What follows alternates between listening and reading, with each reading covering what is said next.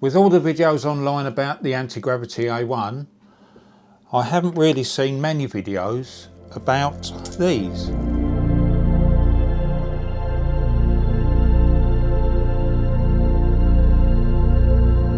The propeller guards. So I thought I'd give them a try. Now I've put them together and it says in the instructions that, well, it's fairly simple to work out that each one is marked as to where it goes on the drone. So if I look in here, I can just about see that says FR, which is front right. So that obviously goes on there. So what I'm going to do is put these on, undo the little clips. Now this is the first time I put them on. So the bottom of the motor goes into there. Bottom of the motor goes into there.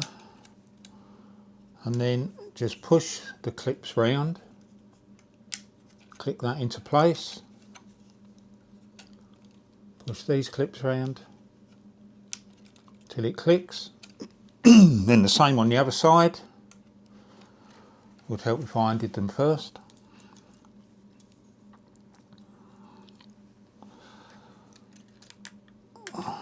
So the motor goes into the bottom there and that just clips till you hear a click.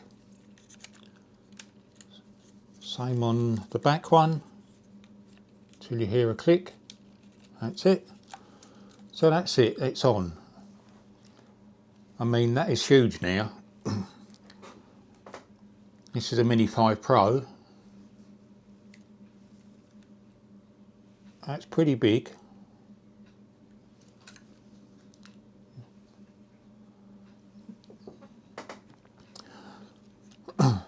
So what I'm going to do now is go out and try them and see if the drone handles any differently to how it does without them.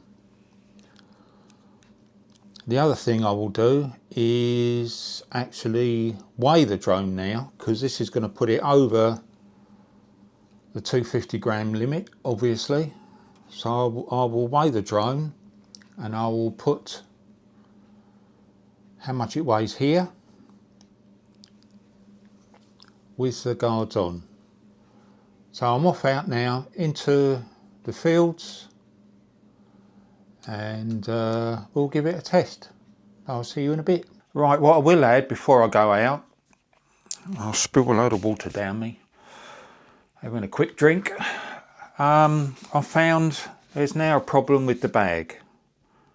Where are we supposed to put these propeller guards in the bag? There is absolutely nowhere you can get them in. They've made a nice little pocket at the back to put your landing pad in, but there's no room inside to put all of these. Absolutely nowhere. So come on, Anti-Gravity, you've got that bit wrong. I mean, even the Mini 5 Pro, everyone complained about the size of the bag, but that extra compartment was for the prop protectors. But this is absolutely nowhere. Now what I've had to do with this bag, because I found that the strap was too short, I couldn't adjust it. It used to sit just on my hip and I didn't like it there. I like the bag to hang a bit lower. So I put an extension on. And what I've done, I've put a buckle in there. So what I can do now is actually disconnect the buckle, and I've found that I can actually put the propeller guards over that. I won't put them all on for the sake of the video. I can put them on that, clip that back in, and I've now got the prop guards hanging on the side. But come on, that's not ideal. You need another compartment or maybe another bag that attaches to this bag to hold the prop protectors, because if I'm going on a hike somewhere, and like I intend to next week, I'm going up into the Welsh mountains where I'm going to film a deserted village.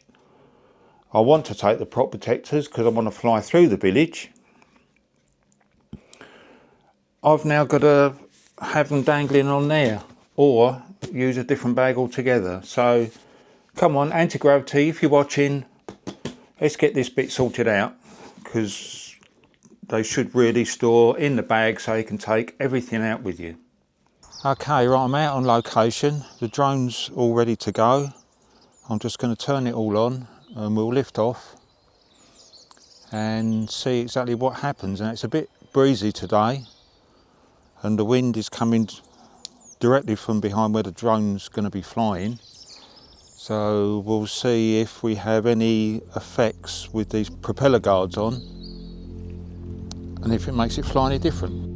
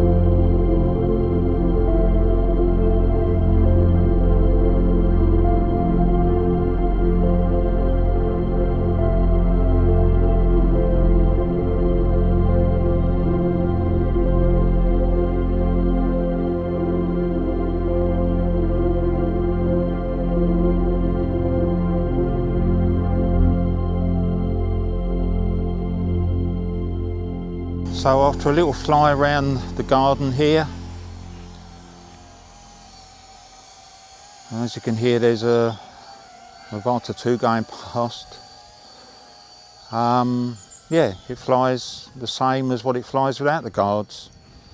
As I said, they're not designed for you to put the drone up 120 metres. They're for low level flying around obstacles. And it all works fine. The drone handles the same, and it is quite breezy here today. I think the wind speed is about 15 miles an hour. I'm going to grab hold of this Vata in a minute and kick it over next door's fence.